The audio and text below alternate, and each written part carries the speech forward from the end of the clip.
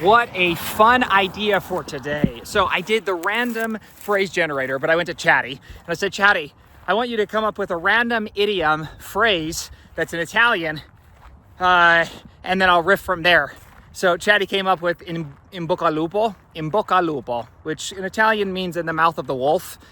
And what it kind of like phrases out to is like break a leg in the English language. Break a leg is actually talking about break a leg actually comes from acting. So when you got up on stage, if you broke your leg, you would get a cast. So like break a leg, meaning that so that you'll get casted for the play, for acting. So break a leg actually comes from acting. But il bocca lupo, in Italian means in the mouth of the wolf. And originally that idiom came, it meant like, I hope you have fortune in both and protection in peril. Being out like in hunting and you're going to hunt for something and like you're in nature and there might be wolves out there that might kill you. So, like good luck in the mouth of the wolf. And in other words, like, I hope you have protection in peril. I didn't know that. It was only after having read the Chatty response that I realized that. I actually thought it came from the origin story of Italy, which is the two brothers, Romulus and Remus, were actually like, you could say abandoned or orphaned, but then they were taken upon, like a she-wolf came about and took them into her mouth and then like cared for them until they became of age and then founded Italy. And Romulus and Remus are known as like the brothers that were mothered by a she-wolf, Lupa, and which is why like Italy has like deep symbolism and deep reverence for wolves because of this origin story, both meaning like power, but also protection, peril and protection, as in like wolves are like really, really cool, but man, they can be dangerous as well.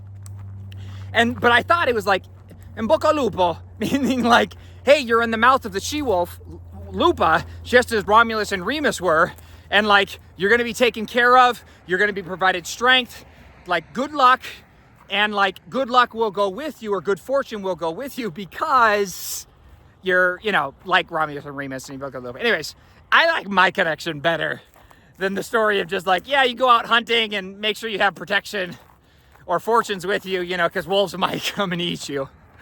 And so I'm going to stick with that as the connection. This amazing Italian idiom derived its origins from one of the original stories of how Italy came to be. This fable of Romulus and Remus.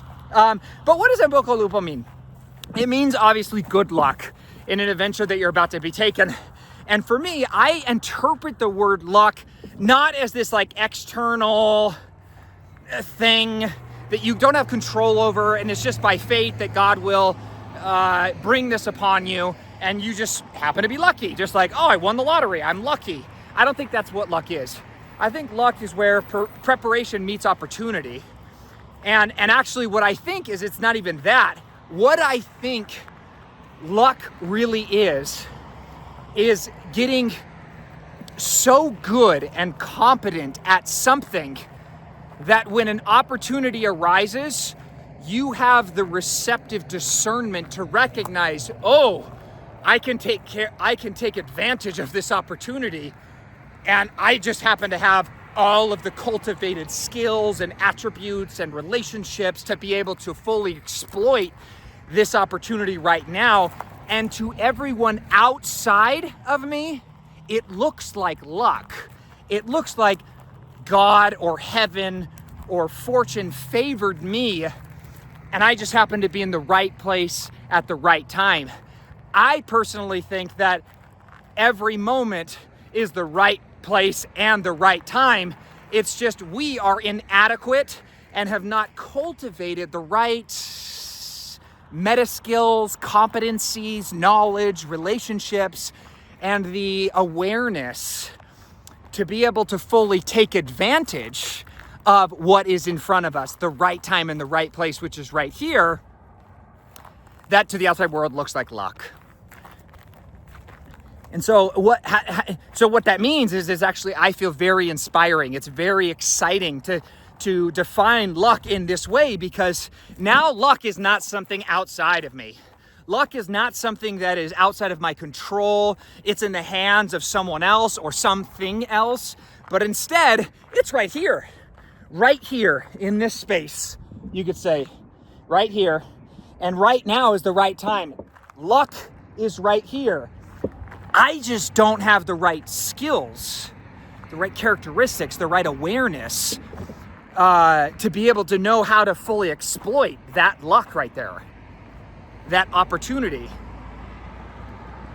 And so you go like, okay, let's use an example of, like, say you start a small business and you have this great and grand goal of you wanna do 7 figures in this next year, 2026. I want to do $1 million in sales through my product, through my business, which is providing a product or service. Okay, now instead of looking at it like, okay, what are all the things that I need to do in order to reach this, and taking only a push mentality towards that. I just gotta grind. I gotta do this. I gotta reach out to this many leads every single day. I've gotta read all of these books. I've gotta do this. I've gotta do this. You could take a step back and go like, what kind of person has the right characteristics and skills that I don't have right now that would naturally be running a 7-figure business? Oh, maybe it's trust.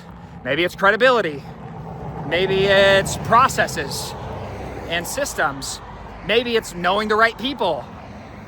And now, instead of trying to like reach this finite goal that you've put, out into the ether, and now it's just full-blown forward momentum pushing, you can go, all right, I need to cultivate this skill, and I need to develop these kinds of relationships, and I need to build these kinds of systems. And none of those in particular are all about just grind. There might be aspects where you have to kind of push yourself outside of your comfort zone to acquire a skill or a competency. But now what you're doing is you're allowing a pull effect to happen. So now you're going, oh, I need to be more trustworthy.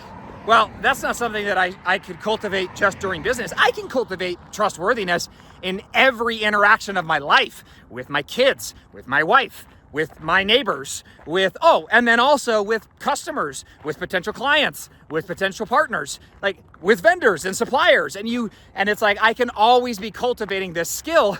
And then what ends up happening is that being like a pull characteristic, now you're known for being trustworthy.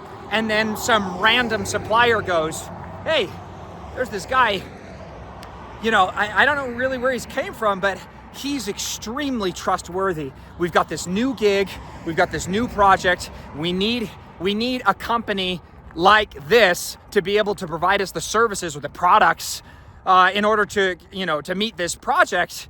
This guy's trustworthy and we're in a bind. Let's hire them because he's trustworthy. And now they reach out to you, and you didn't do any lead gen, you didn't do any marketing, you didn't do any I need to post on Instagram every single day for the rest of eternity, and then these opportunities will fall into my way. You cultivated something, a skill that then, when the opportunity arose, that group, that company reached out to you and said, hey, look, and this is a very vague example. It's just a simple example to properly apply the principle of this concept. They reach out to you and you're like, hey, look, we've got $1 million and we need this project done. Can your company do it? We think you can, but we know that at least you're trustworthy to be able to at least bring this to the table and offer it to you. And then, because you have trustworthiness and you have brought this to the table, you can now fully exploit and take advantage of this opportunity, where you could say preparation meets opportunity, but it's more about cultivating the right skills so that the right place and the right time right now can be fully exploited by you discerning how to effectively use what you have acquired in this context now. Yes, that is it. Yeah, that's it. Bocca lupo.